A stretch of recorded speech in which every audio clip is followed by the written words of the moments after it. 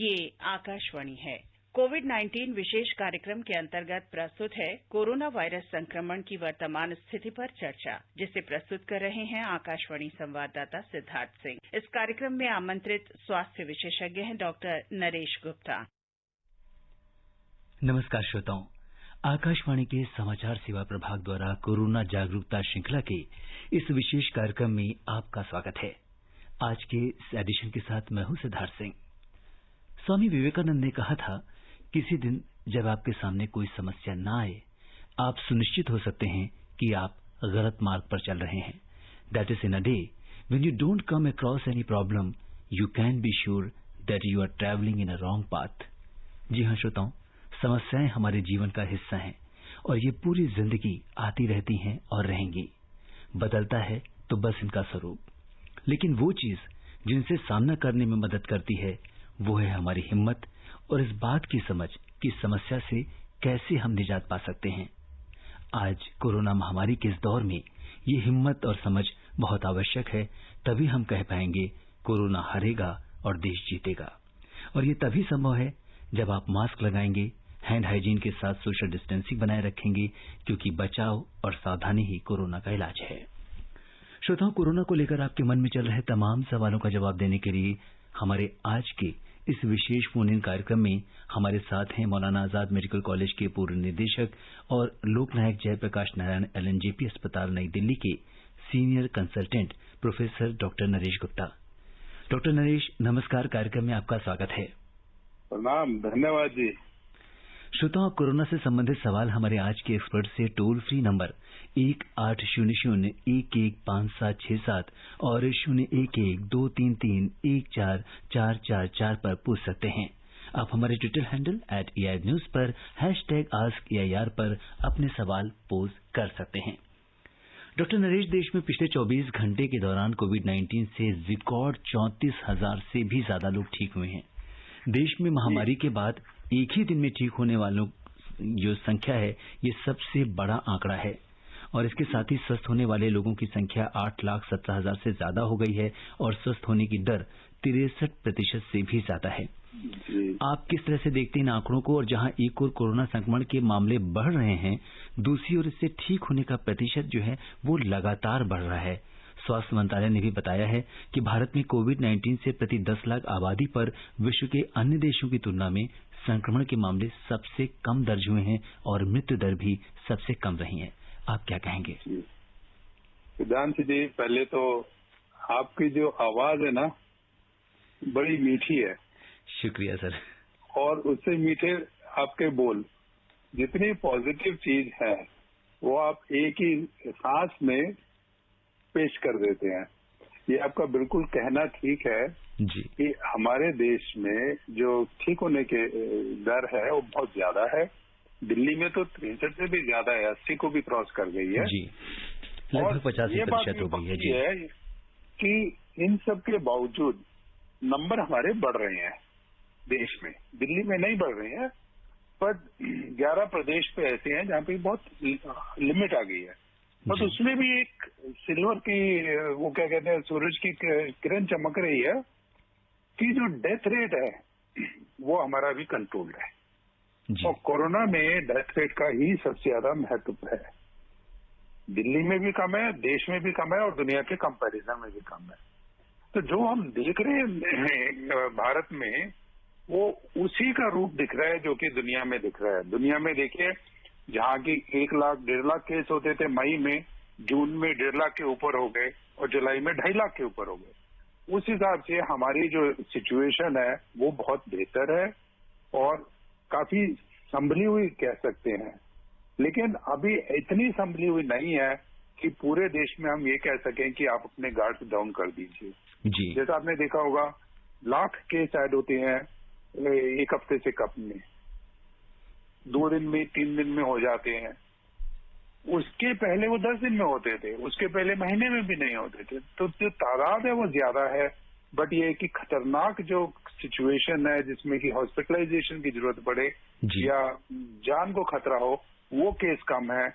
और रिकवरी जो कि हमें दर्शाता है कि पुराने जो मरीज थे उनका क्या है, उसकी दर तो बेहतर दिन पर दिन होती जा रही है। बिल्कुल इसके बारे में दो राय नहीं होनी चाहिए, लेकिन हमें अभी भी अपना जो उसके एहतियात हैं वो बरतने होंगे। और उसका कारण है कि कोविड-19 अकेला एक बीमारी नहीं है जो कि हमें तंग कर रहा है। ये भी बात है कि दूसरी बीमारियां भी जो कोविड की तरह वायरस से फैलती हैं वो भी अक्सर हमारे देश में आती हैं। और कोविड के उसमें एक सिल्वर लाइनिंग ये भी निकल के आती है कि अगर कोविड से बचाव है तो उनसे भी बचाव है। बिल्कुल, इसी कॉन्टेक्स्ट में बात करते हैं। दिल्ली में सेरो सर्वे की रिपोर्ट की आजकल बहुत चर्चा है और इसकी रिपोर्ट से ये पता चला है कि दिल्ली के लगभग 1/4 लोग कोरोना वायरस संक्रमण की चपेट में आ चुके हैं, क्योंकि इन सभी लोगों में जो एंटीबॉडीज हैं वो पाई गई। इसका मतलब ये है कि दिल्ली में तकरीबन 24% लोग कोरोना वायरस से हल्का संक्रमित होने के बाद खुद ब खुद ठीक हो गए। तो आपसे जानना चाहेंगे कि इस तरह के सर्वे क्या दर्शाते हैं और एक आम आदमी को इसे किस तरीके से समझना चाहिए? देखिए, ये बहुत अच्छा सर्वे हुआ था और जब ये सर्वे ऐसे करे जाते हैं उसके कुछ मकसद होते हैं। तो एक तो ये पता चलता है कि हमारे देश में, प्रदेश में या यूनियन टेरिटरी में, सोसाइटी में कितना इसका प्रकोप है। तो अगर पिछले हम 4-5 महीने इसका 6 महीने का प्रकोप देखें तो जैसे कि 4 में से 1 व्यक्ति दिल्ली में ग्रस्त पाया गया। अब ये भी हमें जानकारी है कि आधे लोग जो है उनमें से एसिम्प्टोमेटिक होते हैं जी। तो ये जो है इससे ये पता चल जाएगा कि हमारी एक सोसाइटी में कितने दूर तक वो फैला हुआ है। उसका फायदा एक ये होता है कि अगर वो ज्यादा दूर तक फैल गया है एसिम्प्टोमेटिक केसेस से सही जी, उससे एक हर्ड इम्यूनिटी का अंदाजा लग जाता है कि अब ये जो है बीमारी हमारे से निकल जाएगी। जैसा कि ये भी देखने में आया, अभी जैसे हम कहते हैं कि ये बीमारी इसलिए बढ़ती है कि एक इंसान एक को बीमारी नहीं लगाता है, एक से ज्यादा को लगाता है। उसको कहते हैं हम रिप्रोडक्शन नंबर R0। तो वो जो R0 है जब एक से कम आ जाता है तो इसका मतलब होता है कि वो ज्यादा आगे नहीं फैल रहा है। तो वही सिचुएशन अब दिल्ली में दिखने लगी है कि अब शायद वो आगे नहीं फैलेगा। तो एक कारण तो होता है कि हमें पता चलता है कितने तादाद में ये फैला हुआ है, हर्ड इम्यूनिटी के करीब पहुंच रहा है कि नहीं पहुंच रहा है। दूसरा है कि इससे हमें ये भी पता चल जाता है कि हमारी जो डेथ रेट है, मृत्यु दर है वो एक्चुअली कितनी रही है। जब हमारे पास जितना नंबर टोटल था एसिम्प्टोमेटिक और सिम्प्टोमेटिक को, जिससे कि हम विभाजित करेंगे उस नंबर को जो डेथ है, तो वो जो है आपको ठीक दर्शाएगा कि कितना उसमें पॉपुलेशन में हमारे यहाँ डेथ रेट था। और ये सर्वेलेंस ये भी हमें बताएगा कि इससे किस किस तबके के लोग और किस किस उम्र के लोग ज्यादा ग्रस्त हुए। अब देखिए बड़ी एक चीज निकल के आई है उसमें कि सबसे ज्यादा व्यक्ति जो ग्रस्त हुए हैं वो यंग लोग हैं, 30 से 45 साल के। सबसे ज्यादा जो है 30 से 45 साल वालों की दर है, जो कि आश्चर्य वाली बात है और आश्चर्य वाली बात भी नहीं है क्योंकि हमारा देश ही यंग पॉपुलेशन वाला है। लेकिन ये इसलिए इम्पोर्टेंट हो जाता है कि लोग अक्सर ये मानते हैं ये तो शायद बुजुर्गों की बीमारी है, बच्चों को और यंग लोगों को तो कोई चिंता करने की बात नहीं है बट ऐसा नहीं है। यंग लोगों में सबसे ज्यादा जो है 1/3 उस एज ग्रुप में थे 30 से 45 में। और दूसरा जो आदमी लोग जो बाहर जाते हैं अक्सर ज्यादा निकलते हैं, उनमें ये बीमारी दुगने रेट में पाई गई। मतलब जो महिलाएं थी उसमें आधी दर थी कंपेयर टू पुरुषों के। तो कई सारी चीजें हैं जो कि इसमें दर्शाता है। अब जैसी जैसी इसकी डिटेल भी आएंगी उससे और पता चलेगा। 11 डिस्ट्रिक्ट का तो उन्होंने डिटेल दे दी है कि मोटे मोटे तौर पे कि कितना टेस्ट करे थे और कितना पॉजिटिविटी। डॉक्टर नरेश, आपने बहुत महत्वपूर्ण जानकारी दी कि किस तरीके से ये यहाँ पे मतलब जो आपने जो एज ग्रुप की बात की, ये बहुत महत्वपूर्ण जानकारी थी। दूसरी बात कि आप जो लोग ज्यादा बाहर निकलते हैं उनके अंदर इन्फेक्शन के चांसेस उतने ही ज्यादा रहते हैं। हम इस पे चर्चा जारी रखेंगे। इस बीच एक फोन कॉल ले लेते हैं। हमारे बहुत सारे श्रोता हमसे जुड़ना शुरू हो गए हैं। सीधे रुख करते हैं मध्य प्रदेश में गुना का, जहां से हमारे साथ जुड़ चुके हैं मांगेलाल जी। मांगेलाल जी नमस्कार, कार्यक्रम में आपका स्वागत है। अपना सवाल पूछिए। जी नमस्कार जी। जी नमस्कार सर जी, मैं डॉक्टर जी से ये जानना चाह रहा हूँ, क्योंकि ये महामारी ज्यादा फैल चुकी है भारत के अंदर जी। तो मैं इसके बारे में यही जानना चाहूंगा कि थोड़ा हमको थोड़ी राहत मिल जाए कि इसके बारे में वैक्सीन बनी या नहीं बनी, जिससे हमको थोड़े पब्लिक को थोड़ी राहत मिल जाए। जी मांगेलाल जी, ये आपका ही नहीं बल्कि पूरी दुनिया का सवाल है कि कोरोना की वैक्सीन कब मिलेगी। डॉक्टर साहब, तो इसका जवाब दीजिए। देखिए सिद्धांत जी, ऐसे है कि वैक्सीन तो इसकी तैयार हो गई है और अच्छी बात यह है कि इसकी वैक्सीन दुनिया में नहीं, हमारे देश में भी तैयार हो गई है। लेकिन यह कि वैक्सीन को उपलब्ध कराने के लिए कुछ जो है ना एक कानून कायदे फॉलो करने पड़ते हैं कि जो वैक्सीन है ये देखा जाए कि वो सबके लिए सेफ है, खास तौर से उन व्यक्तियों के लिए जिनको बीमारी नहीं है, और दूसरा वो कारगर है। तो उसके लिए जो टेस्ट हैं वो चल रहे हैं, हमारे देश में भी चल रहे हैं, और ये माना गया है कि जैसे ही ये जल्दी उसके नतीजे आ जाएंगे, ये जो वैक्सीन है वो उपलब्ध करा दी जाएगी। जी बिल्कुल। और डॉक्टर नरेश, आज से चर्चा करना चाहेंगे, एक सीपीसीबी की एक गाइडलाइन आई है केंद्रीय प्रदूषण नियंत्रण बोर्ड की, जिसमें कोविड-19 से संबंधित कचरे के निपटान के लिए नए दिशा निर्देश जारी किए गए हैं। सबसे पहले श्रोताओं को ये बताते हैं कि ये दिशा निर्देश क्या हैं, फिर आपकी प्रतिक्रिया लेते हैं। सीपीसीबी ने कहा है कि आम लोगों द्वारा पहने जाने वाले मास्क और दस्तानों को इस्तेमाल के बाद काटकर कागज की थैली में 72 घंटे तक रखने के बाद ही इसे नष्ट किया जाए। बोर्ड ने शॉपिंग मॉल, व्यावसायिक प्रतिष्ठानों, कार्यालयों और संस्थानों से भी पीपीई किट के निपटान के लिए भी यही तरीका अपनाने को कहा है। तो आपसे ये जानना चाहेंगे कि ये किसी भी चीज का इस्तेमाल और उसका निपटान, ये बहुत बड़ी चीज होती है। तो आप क्या कहेंगे हमारे श्रोताओं से कि जो लोग इतनी बड़ी संख्या में इस समय मास्क का हम उपयोग कर रहे हैं, हम ग्लव्स का उपयोग कर रहे हैं, पीपी किट्स का यूज हो रहा है, इवन बहुत सारे ऐसे हम देखें तो कचरे जो व्यक्ति कोविड-19 से संक्रमित हैं उनके भी बहुत सारे वेस्ट होते हैं, तो उसे हम कैसे डिस्पोज ऑफ करना चाहिए? ये आपने बिल्कुल ठीक बात करी है कि जो हम चीजें इस्तेमाल करते हैं, हम इस्तेमाल करके समझते हैं कि हमारा तो काम हो गया, उसको फेंक दें।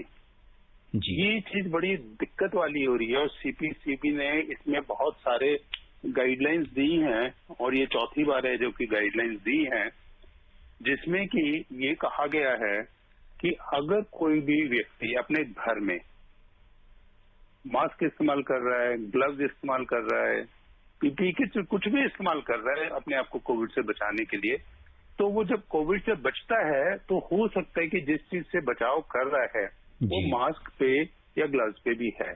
तो ऐसा नहीं है कि आप कहीं भी उसे फेंक दें, क्योंकि वो दूसरे के लिए खतरनाक हो सकता है। हमको ये भी मालूम है कि वायरस जो कोविड का है वो ज्यादा देर तक हवा में नहीं रह सकता है, उस सरफेस पे भी ज्यादा नहीं रह सकता, 1-2 दिन की बात होती है।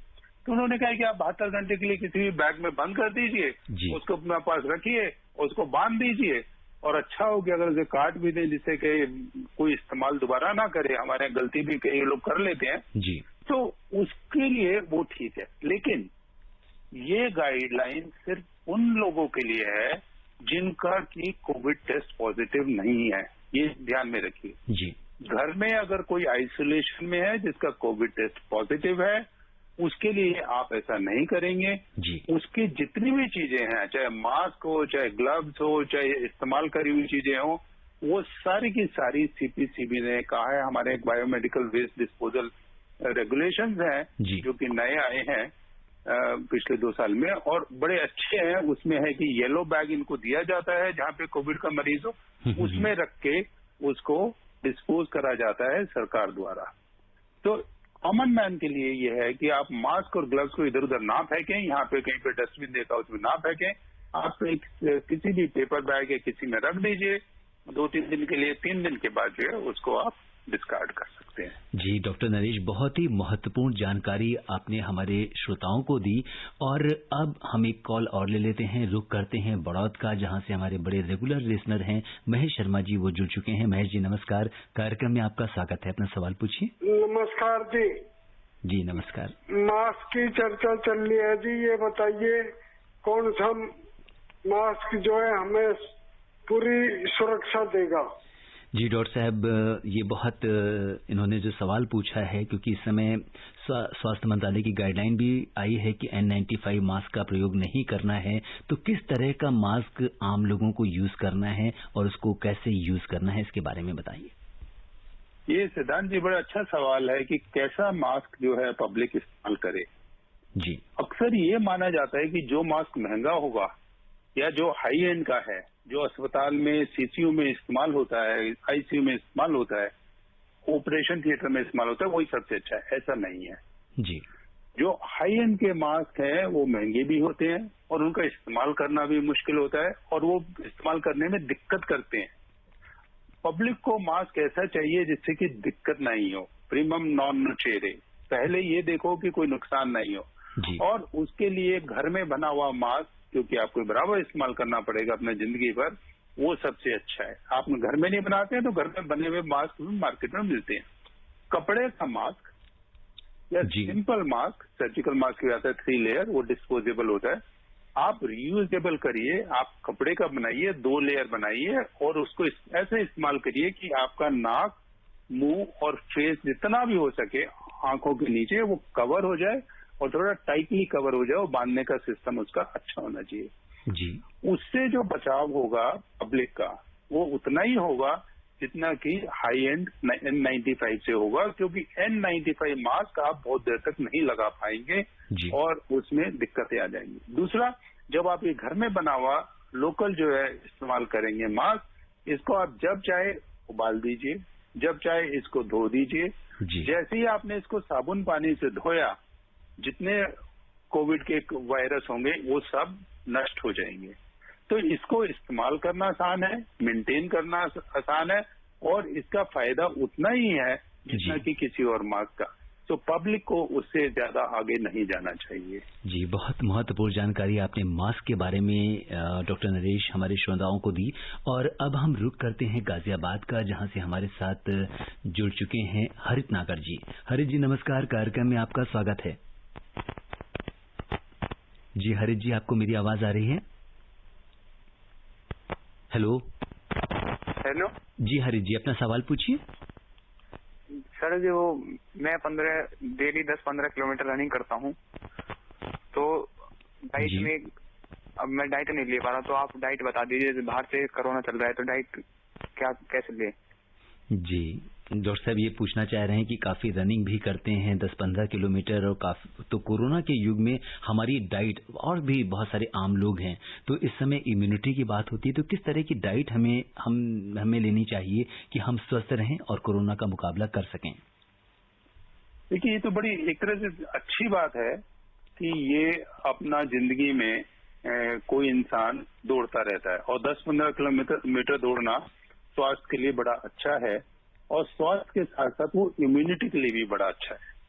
लेकिन जैसे जैसे कोविड का हम देख रहे हैं प्रकोप आ रहा है और नंबर कम हो रहे हैं और ठीक होने वाले ज्यादा हो रहे हैं और लॉकडाउन भी रिलैक्स हो गया है, उसमें जब आप दौड़ें तो ये ध्यान रखें कि आप थोड़ा डिस्टेंस बना के रखें। थोड़ा नहीं, एक्चुअली दौड़ने वालों को ज्यादा डिस्टेंस बना के रखना चाहिए, क्योंकि वो ओपन जगह पे दौड़ते हैं और 2 मीटर 2 गज की दूरी काफी नहीं होती है, वो 4-5 गज की दूरी में दौड़े। जहां तक खाने की बात है, जब कोई भी इंसान 10 से 15 किलोमीटर दौड़ेगा तो उसकी खुराक जो है 1.5 गुना हो जाती है आमतौर से। तो पहले तो उनको कैलोरीज लेनी है, दूसरा उसको प्रोटीन भी लेना पड़ेगा, और तीसरा अगर आप संतुलित आहार लेंगे, आपको कोई एडिशनल चीज की कोविड के लिए फाइट करने में जरूरत नहीं होती है। कुछ लोग जो कि योगा करते हैं, मेडिटेशन करते हैं, आयुर्वेदा करते हैं, नेचुरोपैथी करते हैं, उसमें आयुष मंत्रालय ने काफी सुझाव दिए हैं जिसकी वजह से आपका शरीर हृष्ट पुष्ट रहता है, इम्यूनिटी उसमें ऑटोमेटिकली फिर हृष्ट पुष्ट शरीर में मजबूत होती है, उसका भी वो सेवन कर सकते हैं। इन सबसे इम्पोर्टेंट चीज ये है कि कोई गलत चीज का सेवन ना करें। जैसे मदिरा का सेवन करना आपके जिगर को नुकसान पहुंचा सकता है और वो आपकी इम्यूनिटी को डाउन कर सकता है। जी बिल्कुल। धूम्रपान आपके फेफड़ों को नुकसान कर सकता है सिद्धांत जी। जी। और फेफड़े ही हैं जो कि कोविड में जाते हैं और फेफड़े ही हैं जो कि आपको दौड़ने में मदद करते हैं। आपने डॉक्टर साहब यहाँ पे बड़ी महत्वपूर्ण एक बार आपसे पूछना चाहूंगा कि आपने स्मोकिंग की बात की, धूम्रपान की बात की। कोविड का दौर चल रहा है, बहुत सारे ऐसे लोग हैं जो हैबिचुअल हैं धूम्रपान करने के। तो जब हम धूम्रपान करते हैं और धुआं बाहर छोड़ते हैं तो उससे भी कोविड के फैलने की काफी संभावना होती है। ऐसे लोगों को क्या करना चाहिए? देखिए, ऐसा है कि जब भी इंसान खांसता है, ये तो हमने सबको बता दिया है जी, तो उससे कोविड फैलता है। बट ये बात भी लोगों को समझनी चाहिए कि जब इंसान बोलता है जी, तो भी कोविड फैलता है। इसलिए आप जब जाते हैं ज्यादा बात ना करें, सामने फेस टू फेस, जी, साइड से ही करें जी, और इसी संदर्भ में जब वो सांस लेता है उसमें भी कोविड फैलने का अंदेशा रहता है अगर वो कोई मरीज कोविड से ग्रस्त है। तो ये जो सांस लेने से आता है और इसीलिए जो लोग दौड़ते हैं उनके सांस का जो भाव है, क्योंकि वो बहुत तेज सांस लेते हैं, जी, बहुत जोरों से सांस लेते हैं, बहुत फोर्स से लेते हैं, उनका जो सांस है वो 2 गज से नहीं, वो 6 गज दूर तक जाता है, इसलिए वहां तक होती है।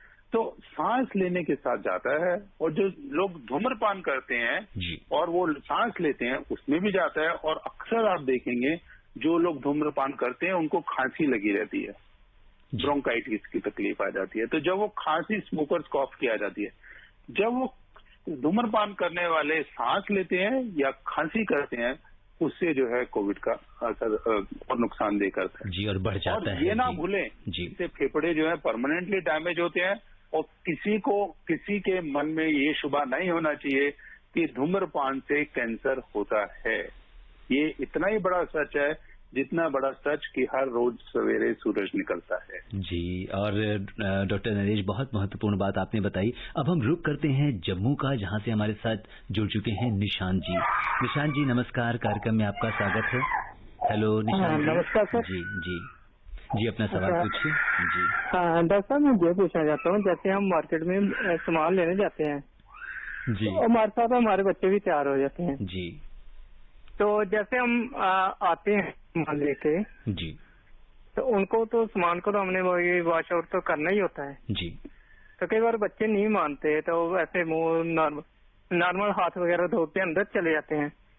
तो क्या उनको हम थोड़ा जबरदस्ती नहला सकते हैं, तो जहाँ वो कर सकते हैं, या सिर्फ हाथ वॉश कर ले साबुन से तो काफी है? जी निशांत जी, बहुत महत्वपूर्ण सवाल इन्होंने पूछा है कि अगर हम बाजार जाते हैं और साथ में बच्चे भी जाते हैं और बड़े लोग भी जाते हैं, तो जब बाजार से वापस आए तो किस तरह की हाइजीन होनी चाहिए, घर में हम किस तरह से अपने आप को स्टरलाइज कर सकते हैं या संक्रमण मुक्त कर सकते हैं?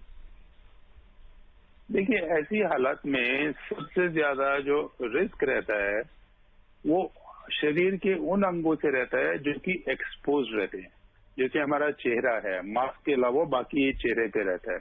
और अक्सर हम लोग हाथ लगाते रहते हैं, कभी आंख को खुजला लिया, कभी कान को खुजला लिया, कभी चिन को खुजला लिया जी, या हाथ पैर है तो हाथ पैर रहते हैं, सिर है तो सिर रहता है। अब ये जो अंग है वह तो एक्सपोज हो सकते हैं जहाँ पे कि कोरोना डिपॉजिट हो सकता है। और सांस के साथ जो अंदर जाता है वो तो मोटा रिस्क है, अगर वहां पे कोई व्यक्ति कोरोना वाला घूम रहा है।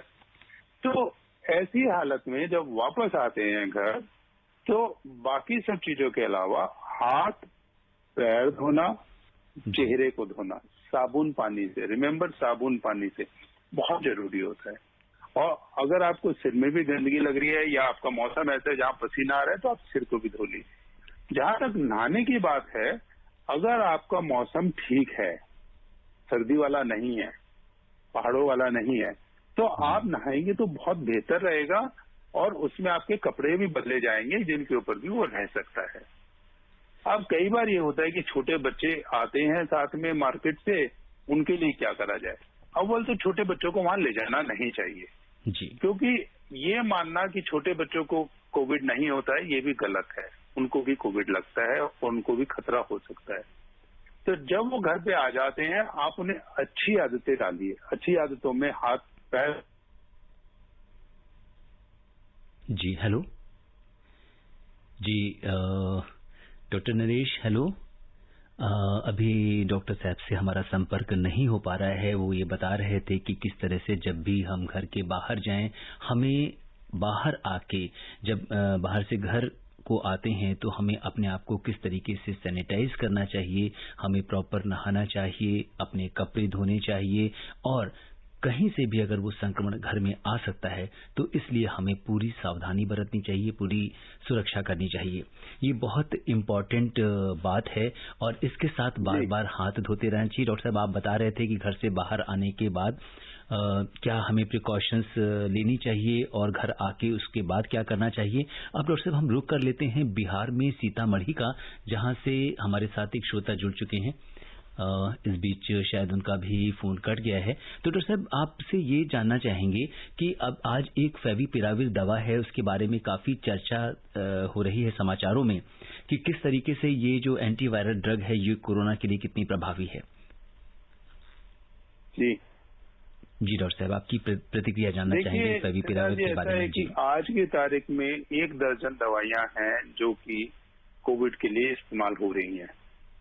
शुरू HCQS और रेमडेसिविर और पिरापिराविर और प्लाज्मा और हमारी मोनोक्लोनल एंटीबॉडीज आती हैं, टोसिलिजुमैब आती है, इटोलिजुमैब आती है, और उसके बाद डेक्सामेथासोन, ये कई सारी आई हैं।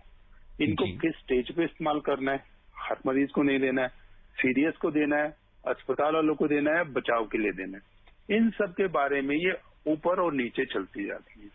आज की तारीख में ऐसी कोई एक कारगर दवा नहीं है जिसको हम कह दें कि ये हम इस मरीज को देंगे इतना फायदा होगा।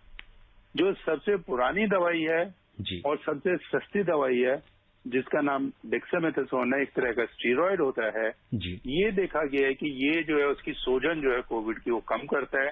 वो खास तौर से जो मरीज सीरियस हालत में जा रहे हैं उनको लिए ये फायदेमंद होता है। तो फेविपिराविर के बारे में ये कहना कि ये दवाई कारगर हो गई है और ये सबको देनी चाहिए, ये थोड़ा ज्यादा हो जाएगा। अभी हमको सतर्क रहना पड़ेगा कि जो दवाई देनी है वो चिकित्सक को फैसला करने दीजिए कि उस हालत में कौन सी वो समस्या दे सकता है या कौन सी जैसे अवेलेबल है। लेकिन कुछ दवाइयां जिनका कि दुनिया भर में अच्छा असर देखा गया है, सस्ती टिकाऊ दवाइयां स्टीरॉयड की कैटेगरी की हैं। जी, और समय हमें इजाजत नहीं दे रहा है कि हम इस चर्चा को आगे बढ़ाएं। चलते चलते डॉक्टर नरेश, आप आकाशवाणी के श्रोताओं को क्या टिप्स देना चाहेंगे? देखिए, पहला तो मैं कहना चाहूंगा कि कोविड जो है, कोविड एक हमारा जीवन शैली को बदल रहा है और वो अच्छे के लिए बदल रहा है, लेकिन वो तभी बदल पाएगा जबकि पब्लिक ये मान ले कि मुझे वो करना है जो कि सरकार बता रही है, ना कि जो कि मैं एक्चुअली करना चाहता हूँ। उससे आपका फ्यूचर सेफ रहेगा, कोविड से भी और कोविड जैसी और बीमारियों से भी और महामारियों से भी। जी, और ये आपने बहुत महत्वपूर्ण बात कही। और वो 3-4 क्या नियम हैं जो लोगों को पालन करने हैं, एक बार दोबारा रिपीट कर देते हैं। जी, देखिए, ऐसा है कि जो कोविड है आज की तारीख में, जहाँ पे आप ऐसी क्लोज जगह पे हैं जहाँ पे कि वेंटिलेशन नहीं है, वो नुकसानदेह है। Ventilated open areas are still safe, but close spaces with no ventilation are not safe. बिल्कुल जहाँ पे कि वातावरण नहीं, जो घुटा हुआ है, उसमें ना जाएं।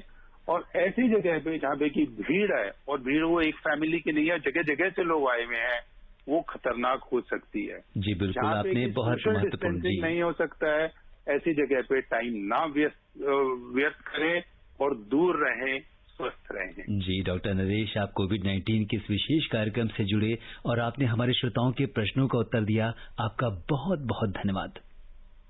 My pleasure.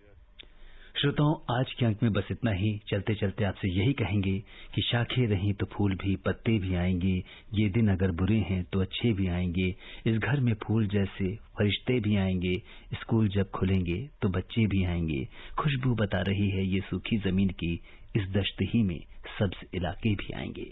आप स्वस्थ और सुरक्षित रहते हुए दूसरों को भी सुरक्षित रखें, इसी कामना के साथ दीजिए मुझे अनुमति। नमस्कार। कोविड-19 विशेष कार्यक्रम के अंतर्गत अभी आप सुन रहे थे कोरोना वायरस संक्रमण की वर्तमान स्थिति पर चर्चा। इसे प्रस्तुत कर रहे थे आकाशवाणी संवाददाता सिद्धार्थ सिंह। इस कार्यक्रम में आमंत्रित स्वास्थ्य विशेषज्ञ थे डॉक्टर नरेश गुप्ता। ये कार्यक्रम आकाशवाणी के समाचार सेवा प्रभाग द्वारा प्रस्तुत किया गया। इसे आप हमारे mobile app news on AIR पर भी सुन सकते हैं। कार्यक्रम के संबंध में अपनी प्रतिक्रिया आप हमें ईमेल कर सकते हैं। हमारा पता है airnsdtalks@gmail.com। कार्यक्रम दोबारा सुनने के लिए लॉग ऑन करें हमारी वेबसाइट newsonair.com।